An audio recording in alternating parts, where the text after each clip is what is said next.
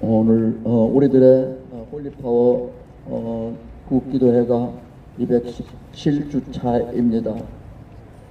지금은 우리들이 여기에 몇 분 안 계시지만 일당 100이 넘는 분들이 이곳에 부름을 받아 오셨기 때문에 3,000명 정도 모인 것 이상으로 하나님께서 기뻐하실 것입니다.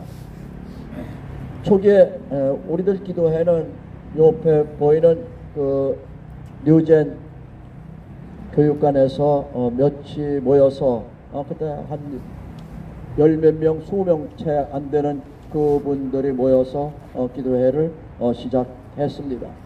거기서 이제 몇 번 모이다가 이제 우리가 이제 그 장소를 거기서 좀 안 주는 바람에 우리 그 은혜홀은 항상 열려 있었기 때문에 은혜홀 5,000명 들어가는 곳에 들어가서 우리가 기도회를 또 했습니다.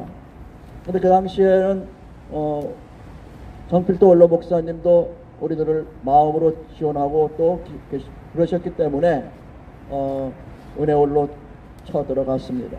그 5,500명 그 곳에 저희들이 들어가서 기도회를 했는데 한 그때 원로 목사님 와서 설교하시고 그래서 원래는 그 한 150명 정도 200명 정도 앉는 자리에 거의 꽉 채워 앉아서 우리가 기도회 했던 적이 있습니다. 근데 그 은혜홀은 항상 오픈되어 있었기 때문에 되게 개별적으로 와서 기도하는 분들도 계셨고 그래서 우리와 조금 이제 교회에 민원이 들어오고 그러다 보니까 우리를 저쪽 수영 로타리에 있는 엘레브에 공간을 하나 줘가지고 엘레브에 가서 기도회를 했습니다. 여기서 상당히 많이 모이는 것도 부담이 되었고 그래서 저희들은 뭐 교회에서 공식적인 장소를 준다고 했으니까 엘레브 수영 로타리 갔는데 거기서 또 몇 번 하다 보니까 장소를 또 허락하지 않았어요.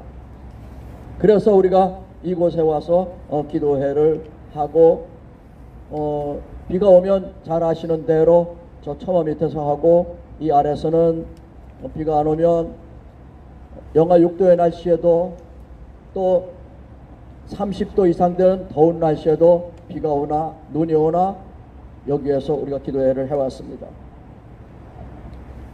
여기까지 오기까지 가만히 보면 우리들 의지 가지고 정말 올 수가 없었습니다. 여기까지 오게 하신 그분은 바로 하나님이십니다. 아멘. 하나님의 은혜가 아니면 설명할 수가 없습니다. 하나님의 크신 뜻에 따라서 우리를 이곳에 부르신 하나님께 우리 영광의 박수 한번 올려드립시다. 우리가 걸어온 길을 그래 돌아보면 바로 홀리파워는 하나님의 기적 안에 있었다는 것이 저는 믿어집니다. 하나님은 전능하시고 무소부재하시고 거룩하시고 공의로우시고 신실하시고 역사를 주재하시는 하나님이십니다. 하나님은 너무나 크고 위대하셔서 이 세상 아무리 탁월한 신학자나 철학자나 목사님일지라도 하나님의 그 일부분만 계시를 통해서 보여주는 그 일부분만 알 수가 있는 것입니다. 그래서 어떤 탁월한 분일지라도 교리에 공인된 교리에 벗어난 이야기를 단정적으로 이야기하면 그 사람은 이미 하나님이 된 것으로 이단이 된 것입니다. 하나님은 우리가 그렇게 쉽게 모두를 설명할 수 없을 만큼 엄청나게 위대하신 분이십니다. 그래서 아무리 탁월한 신학자일지라도 어거스틴, 마틴 루터, 칼빈 그분들이 교리가 아무리 탁월할지라도 오늘에 지나게 되면 여러 가지 허점과 실수가 있게 되는 것입니다. 신학 세계에도 들어가 보면 깊이 들어가 보면 치열한 그러한 대립이 치열한 논리적인 대립이 있습니다. 이제 우리들은 얼마 전에 총선을 마쳤는데 그 결과에 대해서 대부분의 사람들이 많이 허탈하고 실망한 것처럼 보였습니다. 제가 있는 단톡방에도 의사들이 많이 있는데 그 방도 지금 난리법석입니다. 윤석열은 위장이파다, 한동훈은 윤석열을 배신한 좌파다 등등 매우 어수선했습니다. 저는 개인적으로 요즘에 홍준표가 얼마나 그 한동훈을 뭐라고 얘기했는지 좀 비겁하다는 생각이 들어가지고 비서실에 전화를 좀 하고 큰 가위 그리고 인도 큰 거 사가지고 글로 보내려고 마음을 먹고 있는데 아직 실천을 못했어요. 가위로 혀를 인도로 입술 짓고 가위로 혀를 자르라는 뜻으로 그렇게 하려고 생각했습니다. 저는 가끔 제 법원에 내는 글을 쓸 때가 있기 때문에 판사들은 법률가이기 때문에 머리가 좋고 그들은 법률가이기 때문에 그들 글을 쓸 때 좀 드라이하더라도 증거를 제시하면서 설득력 있게 작성하여야 됩니다. 눈높이를 소비자인 판사나 검사한테 맞춰야 합니다. 그런데 제가 여러 단톡방에서 겪는 경험은 가짜 뉴스임을 뻔히 알 수 있음에도 불구하고 그런 것조차 제대로 이성적으로 냉정에 거르지 않고 흥분된 마음으로 동조되는 내용들을 반복하여 펌하는 것을 자주 봤습니다. 이것은 어떤 사실과 정보, 지식을 전달해서 공유한 어떤 공통점을 찾기보다는 한풀이가 참 많다고 봅니다. 저를 포함해서 국민의 수준이 올라가면 국가의 격도 올라갑니다.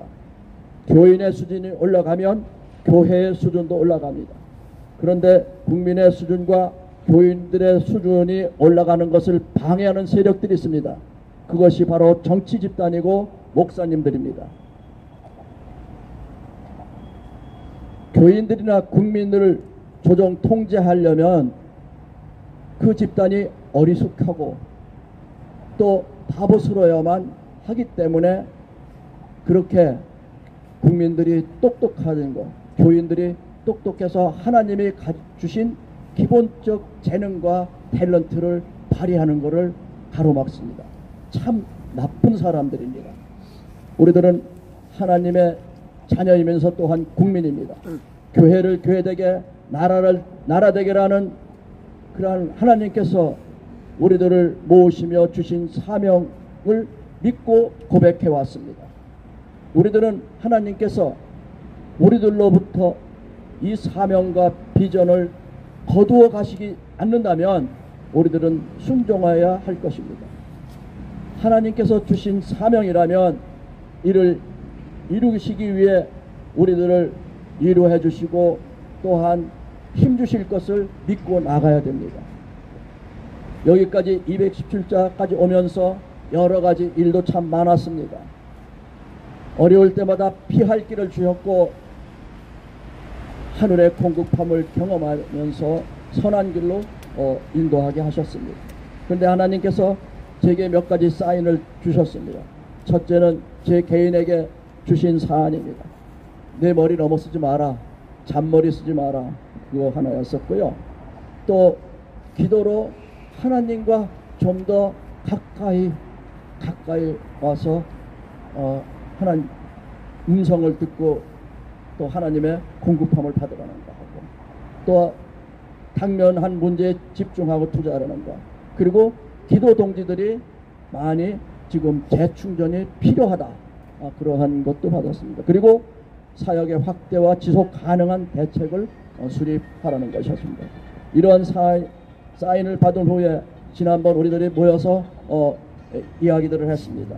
우리 홀리파워 구국기도회를 앞으로 어떻게 할 것인가.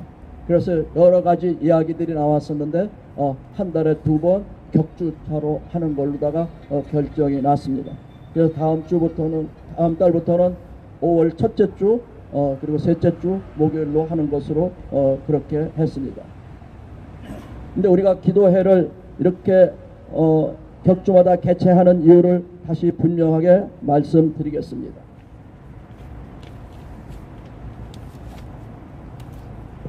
수영로 교회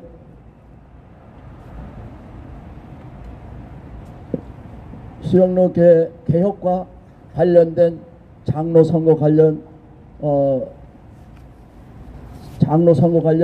결의에 대한 무효 확인에 소하고 정관 개정 결의 무효 확인의 소에 집중하기 위해서입니다. 정말로 하나님께서 만드신 사람을 억압하는 교회가 어떻게 하나님의 교회겠습니까? 그래서 이 부분은 저희들이 좀 더 집중해서 이것을 계속해 나가려고 하고요. 오늘날의 교회 개혁은 자체적으로 개혁된다는 것이 거의 난망한 지경에 이를 만큼 타락하였고 자정 능력 또한 없습니다. 교회론적 관점에서 보면 오늘의 개혁교회는 개혁성을 모두 상실하여 대형교회는 이미 교황청이 되었습니다. 거의 이단이나 할 것입니다. 둘째, 홀리파워 기도 동지들이 지적 신앙적 성장을 위한 프로그램 참여 및 신교를 통한 저변 확대하는 것입니다. 가령 국내 성지순례를 하고 선교여행을 하고 또한 어떤 강좌를 열어서 우리의 지적 영적 수준을 향상시키는 일입니다. 셋째는 정말로 중요한 문제입니다. 우리가 남북 통일, 복음 통일, 선교 통일을 하지만 우리는 계속 겪으면서 전라도의 하나님과 부산의 하나님과 경상도 하나님, 충청도 하나님 다 다른 걸 봅니다. 호남의 어떤 특정한 교회와 연계해서 신앙을 통한 지역감정 극복에 대한 그러한 대안을 마련하고자 합니다. 정말 하나님께서 이 작은 땅에 어떻게 전라도의 하나님, 경상도의 하나님, 전라도 하나님은 주사파의 하나님도 될 수가 있고 이게 말이 안 되는 이런 상황을 어떻게 오늘 교회에서 여기까지 올 때까지 가만히 뒀는지 너무나 가슴이 아픕니다. 저희들 이 홀리파워 아주 작은 광야지만 이 마당에서 노천에서 비가 오나 눈이 오나 추우나 더우나 함께 하셨던 우리 하나님께서 가장 좋은 일로 인도해 주실 것을 바라는 마음으로 함께 박수 올려드립시다. 그리고 외칩시다. 주여 인도하소서. 주여 인도하소서. 저희 모두를 인도하소서. 홀리파워를 인도하소서. 할렐루야 아멘. 아멘.